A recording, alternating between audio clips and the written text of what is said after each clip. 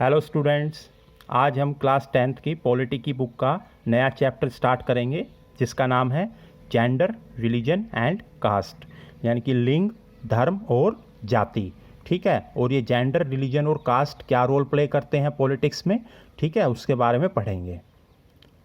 In the previous chapter, we noted that the existence of social diversity does not threaten democracy। तो पिछले chapter में हमने पढ़ा था कि जो सोशल डाइवर्सिटी है यानी कि सामाजिक विविधता जो है वो प्रजातंत्र के लिए या लोकतंत्र के लिए खतरा नहीं है, ठीक है, बल्कि जितनी सोशल डाइवर्सिटी होती है डेमोक्रेसी उतनी ही मजबूत बनेगी। Political expression of social differences is possible and sometimes quite desirable in a democratic system। तो जो सोशल डिफरेंसेस हैं, सामाजिक भिन्नताएं हैं, यानी कि अलग अलग जो लोग हैं, जो कि जैसे सभी के अलग अलग रिलीजन हैं, सभी के अलग अलग लैंग्वेजेस हैं, सभी कास्ट हैं इतनी सारी, तो कितने सारे सोशल डिफरेंसेस हैं, ठीक है। तो ये हम ईज़िली एक डेमोक्रेटिक सिस्टम में यानी कि प्रजातांत्रिक प्रणाली में ईज़िली पॉलिटिकली एक्सप्रेस कर सकते हैं, ठीक है। किसी और सिस्टम में जो है ये पॉसिबल बहुत कम होता है। In this chapter we apply these ideas to the practice of democracy in India. अब इस चैप्टर के अंदर हम ये जो आइडियाज़ हैं या ये सोशल डाइवर्सिटी या सोशल डिफरेंसेस हैं इनको पढ़ेंगे अच्छे से इंडिया के कंटेक्स्ट में, भारत के संदर्भ में, ठीक है। यानी कि इंडिया में ये चीज़ें कैसे अप्लाई होती हैं इसके बारे में हम पढ़ेंगे, या कैसे ये चीज़ें फंक्शन करती हैं ये पढ़ेंगे। We look at 3 kinds of social differences. इस चैप्टर में हम 3 तरह के सामाजिक भिन्नताओं के बारे में पढ़ेंगे। That can take the form of social divisions and inequalities. और ये जो सोशल डिफरेंसेस हैं 3 तरीके के, ये सोशल डिविजन्स का यानी कि सामाजिक विभाजन का, और इनइक्वलिटीज़ यानी कि असमानताओं का रूप ले सकते हैं, ठीक है। These are social differences based on gender, religion and caste. और ये जो सोशल डिफरेंसेस हैं, सामाजिक भिन्नताएं, ये किस पे आधारित हैं? जेंडर पे यानी कि लिंग पे, रिलीजन पे यानी कि धर्म पे, और यानी कि कास्ट पे, ठीक है। In each case we look at the nature of this division in India. और हम ये देखेंगे कि इंडिया में ये चीज़ें कैसे विभाजित हैं, जेंडर, रिलीजन और caste, and how it gets expressed in politics, और इनको कैसे अभिव्यक्त किया जाता है राजनीति में, ठीक है। यानी कि राजनीति में ये कैसे रोल प्ले करती हैं, ठीक है, ये चीज़ें जेंडर, रिलीजन और caste. We also ask whether different expressions based on these differences are healthy और अदरवाइज इन ए डेमोक्रेसी। हम ये भी जानने की कोशिश करेंगे कि जो ये अलग अलग विभिन्न प्रकार के जो एक्सप्रेशंस हैं, अभिव्यक्तियां हैं, विचार हैं, सोच है लोगों की, ये अच्छी चीज़ें हैं, हेल्दी है, बढ़िया चीज़ें हैं, या नुकसानदायक, हार्मफुल चीज़ें हैं एक डेमोक्रेसी के अंदर, ठीक है। तो चलिए शुरू करते हैं।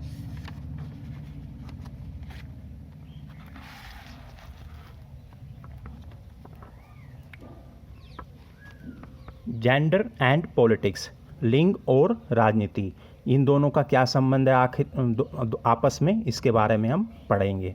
सबसे पहले let us begin with gender division. तो शुरुआत करते हैं जेंडर डिवीज़न पे, यानी कि लिंग के आधार पे जो विभाजन है उस पे, जैसे मेल और फीमेल, ठीक है, ये होता है जेंडर डिवीज़न।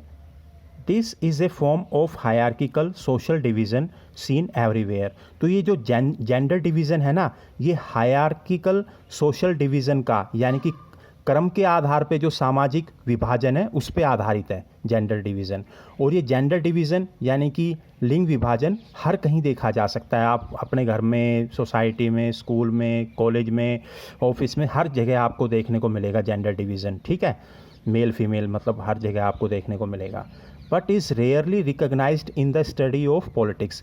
पर ये जो जेंडर डिवीज़न है ना, ये बहुत ही कम जो है रिकग्नाइज, पहचाना जाता है स्टडी राजनीति की पढ़ाई में, यानी कि राजनीति में इसको बहुत ही कम पहचान मिली है अभी।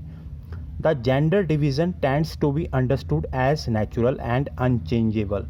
तो ये जो जेंडर डिवीज़न है यानी कि लिंग के आधार पे जो विभाजन है या लिंग विभाजन है, ये इसको समझा जाता है नेचुरल, प्राकृतिक और अनचेंजेबल, यानी कि इसको बदला नहीं जा सकता, ठीक है। यानी कि याद रखना कि जेंडर डिवीज़न को क्या समझा जाता है, नेचुरल, प्राकृतिक और अनचेंजेबल, यानी कि इसको बदला भी नहीं जा सकता। However it is not based on biology but on social expectations and stereotypes.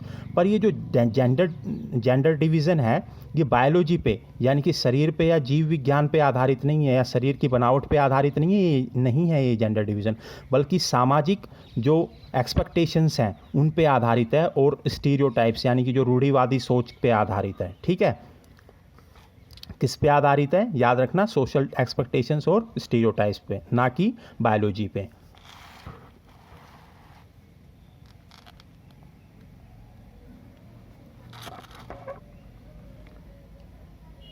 Public private division, तो सबसे पब्लिक प्राइवेट डिवीज़न के बारे में पढ़ते हैं। Boys and girls are brought up to believe that the main responsibility of women is housework and bringing up children.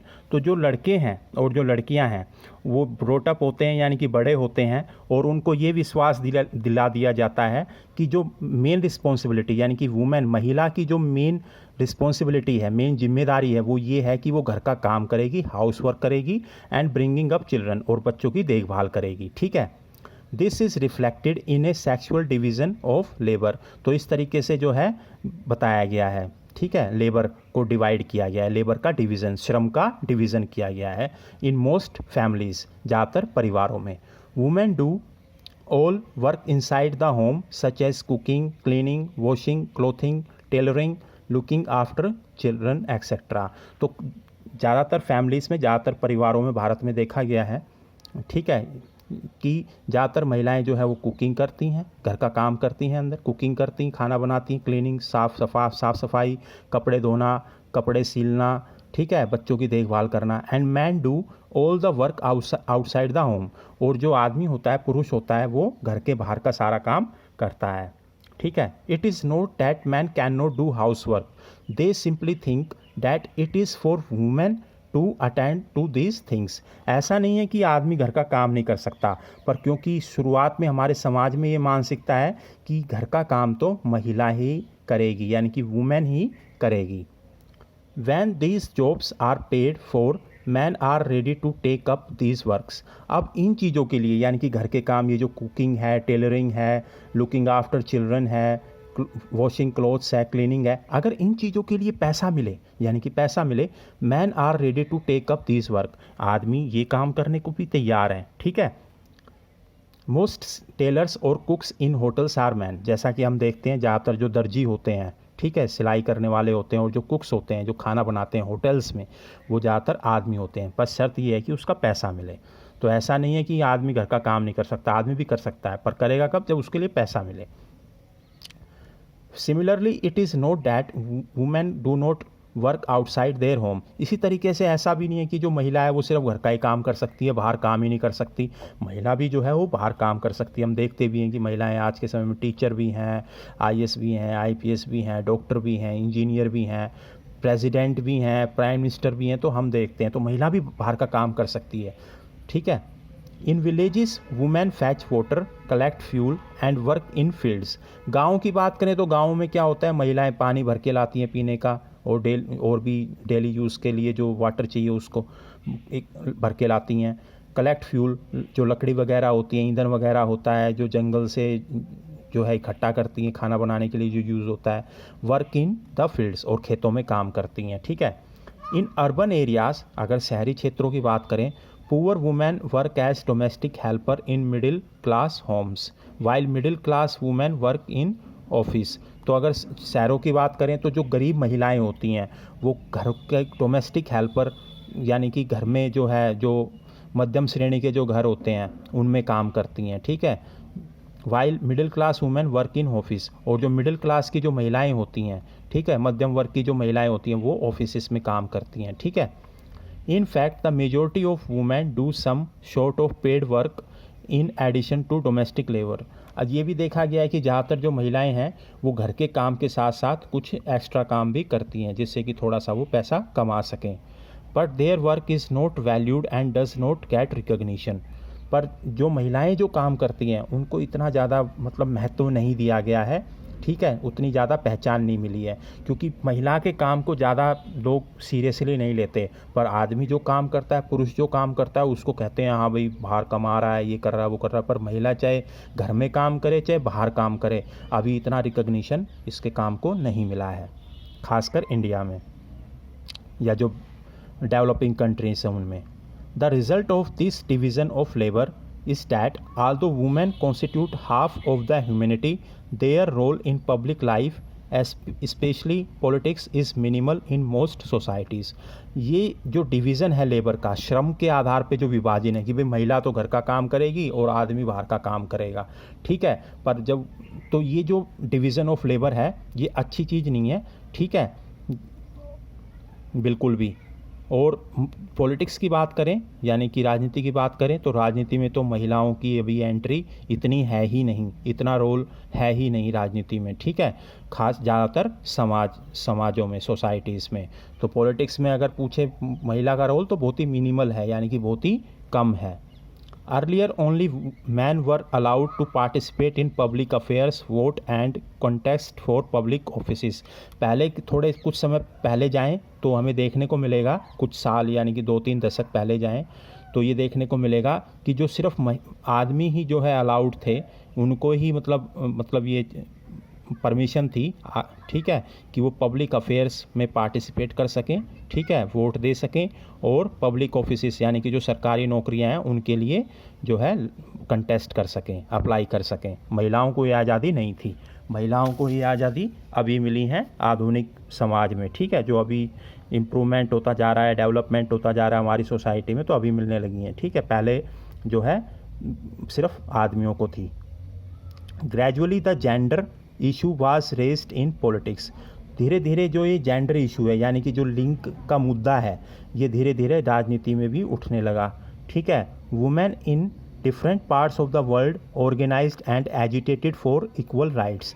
तो महिलाएं जो कि विश्व के अलग अलग कोने के देशों में रहती थी, यानी कि विश्व के अलग अलग देशों में जो रहती थी, वो उठ खड़ी हुई और अपने अधिकारों के लिए लड़ने लगी, ठीक है, कि भाई हमें भी बराबर का अधिकार दो, आदमी के बराबर या पुरुष के बराबर ही हमें अधिकार दो, ठीक है। जब वो सिर्फ वो ही पार्टिसिपेट क्यों करे पब्लिक अफेयर्स में, सिर्फ वो ही वोट क्यों करें, वो ही सिर्फ जो है अप्लाई क्यों करे पब्लिक ऑफिस के लिए, ठीक है, उन्हीं को ही फ्रीडम क्यों हो, उन्हीं को लिबर्टी क्यों हो, पढ़ाई उन्हीं के लिए क्यों, हमारे लिए भी तो है।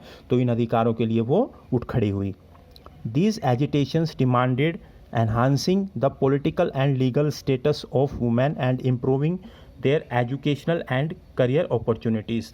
तो उन्होंने मांग की कि हमें जो है ज़्यादा से ज़्यादा भूमिका दी जाए, हमें ज़्यादा से ज़्यादा रोल दिया जाए, हमें किस में, पॉलिटिक्स में, राजनीति में, ठीक है, और हम भी पढ़ सकें और अब हमें भी करियर अपॉर्चुनिटीज़ यानी कि कुछ ना कुछ बनने का जीवन में मौका मिले, यानी कि हमें भी पढ़ाई मिले, हमें भी कुछ बनने का मौका मिले, हमें भी पॉलिटिक्स में जगह मिले, ठीक है।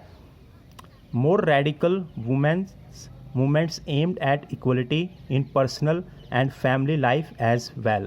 ज़्यादा जो महिलाएं थी रेडिकल, जो बहुत ही ज़्यादा कट्टर थी, ठीक है, उन्होंने कहा कि हमें समानता चाहिए, समानता का अधिकार चाहिए, हम भी समान हैं, हम भी पुरुषों से या आदमियों से किसी भी तरीके से कम नहीं है, ठीक है, मैन से बिल्कुल भी कम नहीं है। और हमें जो है पर्सनल लाइफ में और फैमिली यानी कि जो हमारा व्यक्तिगत जीवन है और हमारा जो पारिवारिक जीवन है, हमें दोनों में ही समानता चाहिए, इक्वलिटी चाहिए।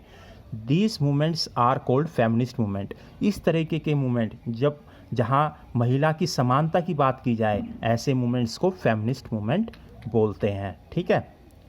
Political expression of gender division and political mobilisation on this question help to improve women role in public life. तो ये जो कोशिश थी, ठीक है, महिलाओं की इक्वलिटी को लेकर के, एजुकेशन को लेकर के, करियर अपॉर्चुनिटीज़ को लेकर के, ठीक है, इसका कुछ ना कुछ फ़ायदा हुआ और जो महिलाएं थी उनका कोई इम्प्रूव हुई सिचुएशन, यानी कि उनकी जो स्थिति थी थोड़ी सुधरी, ठीक है।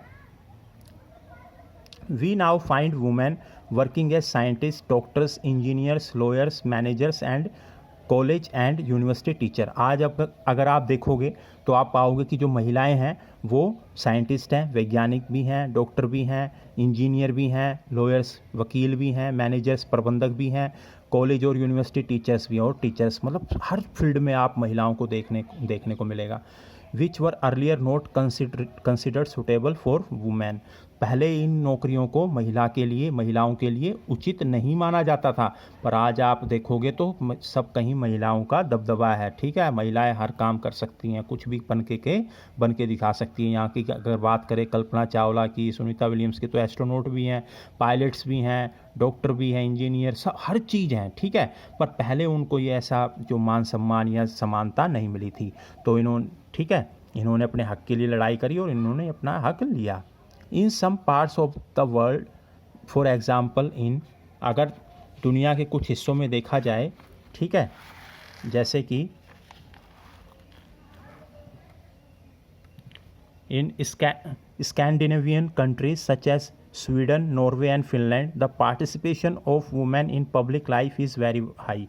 तो दुनिया के कुछ हिस्सों में देखा जाए, जैसे स्कैंडिनेवियन कंट्रीज़ जो हैं, ठीक है, ये नॉर्दर्न यूरोप में हैं, जैसे कि स्वीडन, नॉर्वे और फिनलैंड, यहाँ पे क्या देखा जाता है कि महिलाओं की पब्लिक लाइफ में भागीदारी जो है, पार्टिसिपेशन जो है, भागीदारी जो है बहुत ही ज़्यादा है, वेरी हाई, क्योंकि यहाँ पे महिलाएं हर चीज़ में पार्टिसिपेट करती हैं। ठीक है, इन आवर कंट्री, हमारे देश की बात करें, women still lag much behind man despite some improvement since independence. अगर अपने देश इंडिया की बात करें तो महिलाएं अभी भी यहाँ पे बहुत पिछड़ी हुई हैं। ठीक है, जबकि सिर्फ थोड़ा बहुत ही सुधार हुआ है आज़ादी के समय से। तो आज़ादी मिले हमें काफ़ी टाइम हो गया, 1947 में मिली थी, जब से अब तक की बात करें तो महिलाएं सिर्फ कुछ ही सुधार हुआ है, तो इतना पार्टिसिपेशन नहीं है जितना कि स्वीडन, नॉर्वे और फिनलैंड में देखने को मिलता है। Hours is a still male dominated patriarchal society, हमारी अभी भी पुरुष प्रधान समाज है, यानी कि हमारा जो समाज है इंडिया की बात करें तो पुरुष प्रधान है, यानी कि यहाँ पे पुरुष की या मैन की ज़्यादा चलती है। ठीक है, हर इशू पे, ठीक है, पुरुष प्रधान यानी कि आदमी की ज़्यादा चलती है, यानी कि पुरुष की ज़्यादा चलती है, मेल डोमिनेंट पुरुष की ज़्यादा चलने। Women face disadvantage, discrimination and operation in various ways, और जो महिला है उसको काफ़ी सारे डिसएडवांटेज हैं, उसके साथ भेदभाव किया जाता है, उसका ऑपरेशन, उसका शोषण किया जाता है अलग अलग तरीके से। तो यानी कि हमारी सोसाइटी में कहने का मतलब है कि अभी समानता पूर्ण रूप से नहीं आई है। ठीक है, जितनी कि स्कैंडिनेवियन कंट्रीज़ में आपको देखने को मिलेगी। ठीक है, क्योंकि महिला के साथ यहाँ पे भेदभाव भी होता है, शोषण भी होता है और काफ़ी सारे उसको प्रॉब्लम्स भी होती हैं। The literacy rate among women is only 54% compared with 76% among men। अगर हम साक्षरता दर की बात करें, ठीक है, लिटरेसी की बात करें, तो महिला जो है उसकी साक्षरता दर सिर्फ 54% है, जबकि पुरुष की 76% है। देखा, ये यहाँ भी असमानता देखने को मिलेगी। Similarly a smaller proportion of girl students go for higher studies, ऐसे ही जो बहुत ही कम अनुपात में जो लड़कियाँ हैं वो पढ़ने के लिए जाती हैं हायर स्टडीज़ के लिए, यानी कि जो ऊपर की जो स्टडीज़ होती हैं हायर स्टडीज़, जैसे बीएससी हो गया, एमएससी हो गया, पीएचडी हो गया। ठीक है, इनके लिए बहुत ही कम लड़कियां जाती हैं, इनका अनुपात प्रोपोर्शन बहुत ही कम है। When we look at school results, girls perform as well as boys if not better in some places. अगर हम रिजल्ट्स की, परिणाम की बात करें, स्कूल के परिणाम जो आते हैं, रिजल्ट आते हैं, तो जो लड़कियां हैं वो लड़कों जैसा ही परफॉर्म करती हैं। ठीक है, उनकी जो परफॉर्मेंस होती है लड़कों जैसी होती है, कई बार तो लड़कों से भी अच्छी होती है। ठीक है, और ठीक है, but they drop out because parents prefer to spend their resources for their boys education rather than spending equally on their sons and daughters. पर वो बेचारी जो है पढ़ाई छोड़ देती हैं, मतलब इतना अच्छा परफॉर्म करने के बाद, यानी कि लड़कों की बराबरी करने के बाद स्कूल रिजल्ट्स में, उनसे भी अच्छे नंबर लाने के बाद भी बेचारी लड़कियों जो है वो ड्रॉप आउट हो जाती हैं, स्कूल छोड़ देती हैं, क्योंकि जो पेरेंट्स होते हैं, जो माता पिता होते हैं, वो समझते हैं कि हम ये जो रिसोर्सेज हैं, यानी कि अपना जो पैसा है वो लड़के की पढ़ाई पे लगाएं, ना कि लड़की की पढ़ाई पे लगाएं। ठीक है, तो कहीं ना कहीं ये भी जो है असमानता दिखाती है। लोगों की सोच है, पेरेंट्स की सोच है कि लड़के पे लगाओ, लड़की पे मत लगाओ, हायर एजुकेशन मत दिलाओ इनको। ठीक है, जबकि होना ये चाहिए कि दोनों पे सन्स हो, यानी कि लड़के हों चाहे लड़कियां हो, दोनों पे बराबर स्पेंडिंग होनी चाहिए। ठीक है, लड़कियां किसी से कम नहीं। No wonder the proportion of women among the highly paid and valued jobs is still very small. तो ऑब्वियस सी बात है, जब हायर एजुकेशन लड़कियां करेंगी ही नहीं तो जो हाईली पेड यानी कि जो बहुत जिनमें सैलरी वगैरह बहुत ज़्यादा होती है और जो बहुत ही क्लास 1 ऑफिसर्स होते हैं या अच्छी बड़ी बड़ी जॉब्स होती हैं, उनमें जो महिलाएं हैं वो बहुत ही कम है, बहुत ही कम, क्योंकि हायर स्टडीज़ तो पेरेंट्स लेने नहीं देते ना, इसलिए जो अच्छी जॉब्स हैं उनमें बहुत ही कम है उनकी संख्या। On an average an Indian women works 1 hour more than an average man every day. अगर देखा जाए तो एक भारतीय महिला जो है एक आदमी से औसत तौर पे रोज़ 1 घंटा ज़्यादा काम करती है, ठीक है। Yet much of her work is not paid and therefore often not valued. पर फिर भी उसके जो वर्क है, उसका जो काम है, उसको प्रॉपर रिस्पेक्ट नहीं मिलती है, ठीक है।